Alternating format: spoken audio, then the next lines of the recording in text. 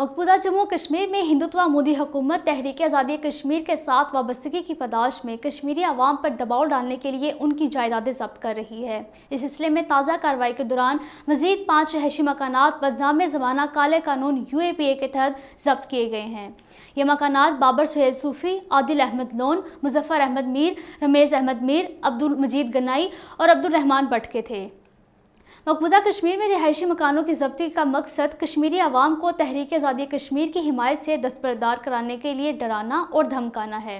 मोदी हुकूमत किसी न किसी बहाने कश्मीरी अवाम को अपने ही वतन में बेघर कर रही है। पुरतशद्दुद फौजी कार्रवाइयों के दौरान भी कश्मीरी अवाम के घरों को तबाह किया जाता है। मोदी हुकूमत न सिर्फ कश्मीरी अवाम को बेघर करने बल्कि उनकी शनाख्त छीनने के लिए सहोनी इसराइली मंसूबे पर अमल पैरा है।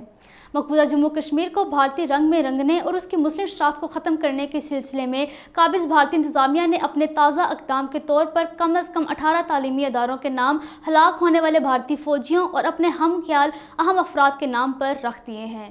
करीमाबाद पुलवामा में 21 साला हनान याकूब नामी एक नौजवान काले कानून पब्लिक सेफ्टी एक्ट के तहत 14 माह की गैर कानूनी नज़रबंदी से रिहाई के चंद रोज़ बाद घर से लापता हो गया है।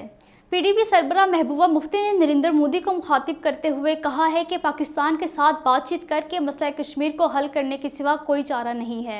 श्रीनगर में पार्टी यौम तासीस के मौके पर खिताब करते हुए उन्होंने कहा है कि मकबूजा जम्मू कश्मीर में 10 लाख भारतीय फौजी तैनात हैं, दूसरी तरफ मुट्ठी भर नौजवान हैं जिनके हाथों में बंदूक है।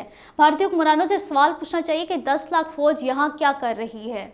वर्ल्ड कश्मीर अवेयरनेस फोरम ने कहा है कि जम्मू कश्मीर लिबरेशन फ्रंट के चेयरमैन मोहम्मद यासीन मलिक की गिरती हुई सेहत की खबरों ने मकबूजा कश्मीर और दुनिया भर में उनके खैर ख्वाहों को तशवीश में मुब्तला कर दिया है।